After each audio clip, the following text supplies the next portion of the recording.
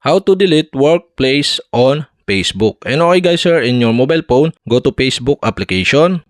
Here in Facebook homepage, go to menu on the lower right side on your screen, tap menu. Here in menu, go to gear icon on the upper right side on your screen, tap the gear icon. Here in settings and privacy, scroll down and go to audience and visibility section. Okay guys, here you can see the profile details. Okay, you can tap this. Here in about and work section, you can see here the works experience.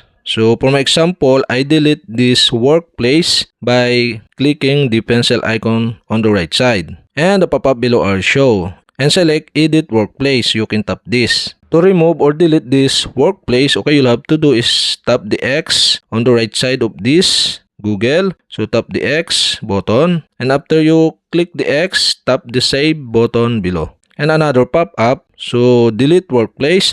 Are you sure you want to delete this? Okay, you'll have to do is tap the delete button to delete successfully. And that's it. Okay, we have successfully delete workplace on Facebook. And okay guys, if you have a question, kindly comment below. And don't forget to hit the subscribe button and the bell to notify you if I have new video. Okay, thanks for watching.